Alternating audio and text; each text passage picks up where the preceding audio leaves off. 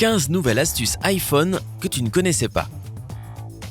Pendant que ton entreprise de fruits préférée, je parle d'Apple ici, continue de sortir de nouveaux modèles iPhone et iOS tout le temps, tu dois te demander « Qu'est-ce qu'il y a de si nouveau après tout ?» Ne t'inquiète pas, tu es au bon endroit pour tout savoir. Avant de mettre à jour tes connaissances sur l'iPhone, clique sur s'abonner et active les notifications pour rester du côté sympa. Numéro 15. Protège ton dispositif au maximum. C'est vraiment difficile de falsifier une empreinte digitale ou un visage entier pour la détection, mais ton iPhone est sûr à 100% que si tu as un mot de passe super fort que personne ne peut deviner. Si c'est 1, 2, 3, 4 ou le jour de ton anniversaire, ça ne marchera pas, désolé. iOS veut maintenant que ses utilisateurs créent des mots de passe à 6 chiffres. Mais pour rendre les choses encore plus difficiles pour les pirates informatiques, tu peux te définir un mot de passe alphanumérique, c'est-à-dire un mot de passe composé à la fois de lettres et de chiffres. Pour ce faire, rends-toi dans Réglages, tape sur Touch ID et mot de passe et changer le code. Pour choisir le nouveau mot de passe, ouvre Options du mot de passe et choisis le code alphanumérique personnalisé. Voilà. Maintenant, ta seule mission est de ne pas oublier le nouveau mot de passe super sécurisé que tu viens de créer. Numéro 14. Utilise tous les nouveaux emojis. Apple a fièrement annoncé avoir ajouté 146 emojis à iOS 12.1. Une bonne moitié d'entre eux sont des variations de couleur de peau, et tu as 76 emojis totalement nouveaux à explorer et à ajouter à tes messages. Un smiley glacé, un bagel tartiné, enfin, un drapeau pirate, un rouleau de papier toilette, un cygne, un lama et un cupcake. Ce sont quelques-uns de mes préférés. Numéro 13. Prends des photos pendant que tu filmes des vidéos. As-tu déjà eu à faire face à un choix très difficile entre prendre une vidéo ou bien une photo d'un événement important ?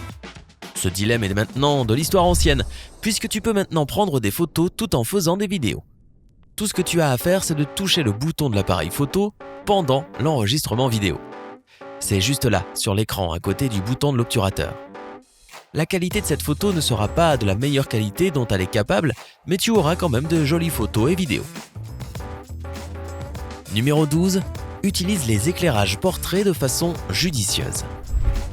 Si tu es l'un des heureux propriétaires d'iPhone 7 et 8 Plus, iPhone X, iPhone XS, iPhone XS ou XS Max, tu adores probablement utiliser le mode portrait en prenant des photos avec ton téléphone. Il estompe l'arrière-plan et met en valeur l'objet de la photo d'une manière artistique. Il est possible de choisir le meilleur mode portrait en fonction de l'éclairage pendant la prise de vue. Fais défiler le menu circulaire qui s'affiche en mode portrait pour choisir entre éclairage naturel, réglé par défaut, éclairage de studio, probablement ton meilleur choix puisque cela illumine le premier plan, éclairage des contours et éclairage de scène. Ce dernier a 2 versions et les deux ont tendance à donner un fond sombre. La meilleure partie, c'est que tu peux essayer les différents effets après avoir pris la photo en mode portrait. Il suffit de l'éditer à l'aide de l'icône en hexagone. Numéro 11. Trouve les chansons grâce à leurs paroles. Tu as une chanson dans la tête, mais tu ne sais pas comment elle s'appelle. Tu peux maintenant la trouver directement dans l'application Musique en tapant les paroles dont tu te souviens dans la ligne de recherche ou demander à Siri de le faire pour toi. Maintenant, joue-la ou télécharge-la et profite enfin de pouvoir écouter cette chanson tant recherchée. Numéro 10. Mesure les choses avec ton iPhone. iOS 12 est livré avec une application Mesure, qui peut être utile si tu as besoin de connaître les dimensions des objets. Va sur l'application et elle te laissera choisir de déplacer l'iPhone pour commencer. Tu verras des cercles apparaître pour te permettre d'ajouter des points. L'application t'indiquera alors la distance entre les points que tu as choisis. Cette application peut également être utile si tu as besoin de savoir si ta tringle à rideau ou l'affiche sur le mur est nivelée.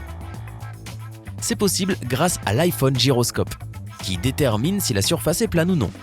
Tu peux le calibrer sur une surface parfaitement plane avant de tout vérifier. Numéro 9. Et c'est FaceTime en conversation de groupe. Tu l'attendais et il est enfin là. Il est maintenant possible de participer ou de commencer des appels de groupe jusqu'à 31 personnes à la fois. Pour initier toi-même un FaceTime aussi impressionnant, tape tous les contacts que tu veux dans la boîte d'adresse quand tu démarres un chat. Tu peux aussi le faire à partir de messages. Les tailles des images de chaque participant seront différentes en fonction du moment où ils ont parlé.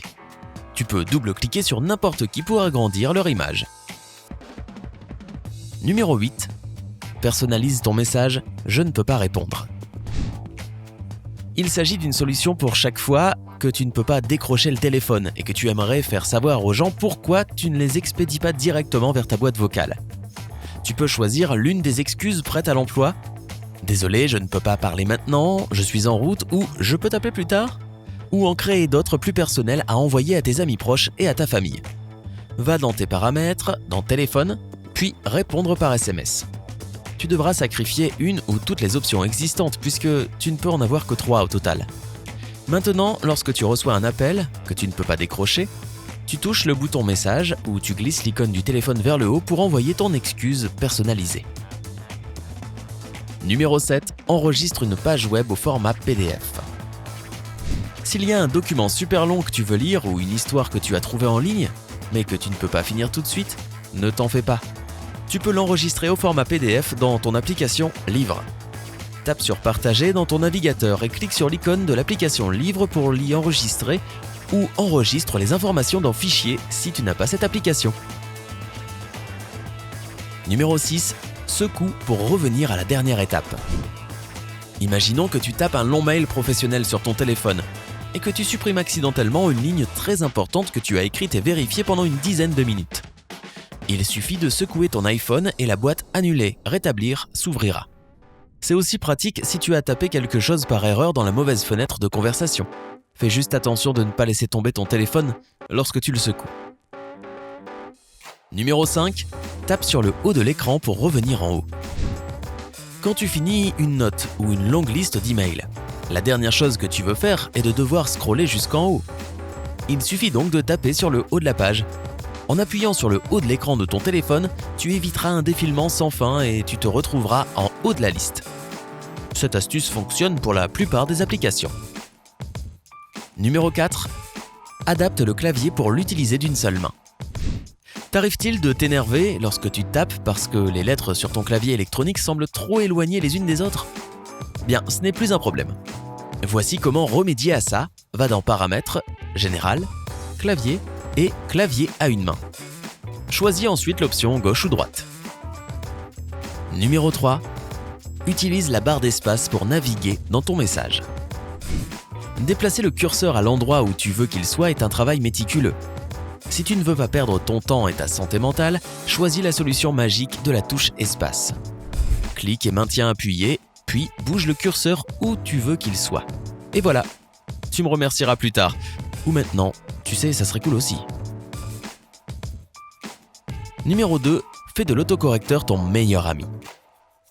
Bien que beaucoup de gens entretiennent une relation amour-haine avec l'autocorrecteur, tu peux le personnaliser pour qu'il fonctionne selon tes désirs.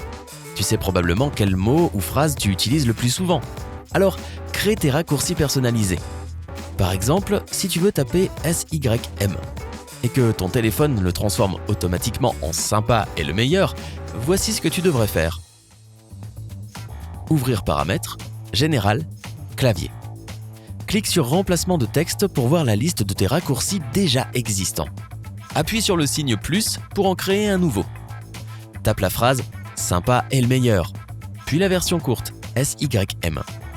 Sauvegarde-le et essaye de le taper dans les messages. Fastoche.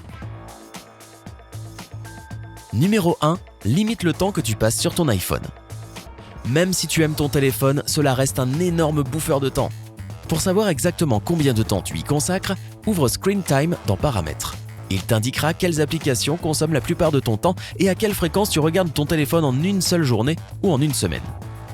Tu peux restreindre l'utilisation de certaines applications pendant les heures de travail, d'école ou encore le soir si tu choisis d'en faire ton temps de repos. Tu peux aussi choisir d'utiliser certaines applications pour une durée limitée par jour, comme 1 heure seulement. Lequel de ces conseils souhaiterais-tu surtout essayer ? Dis-le nous dans les commentaires ci-dessous. N'oublie pas de cliquer sur j'aime si tu as aimé cette vidéo, de la partager avec tes amis qui ont un iPhone et de cliquer sur s'abonner pour rester sur Sympa.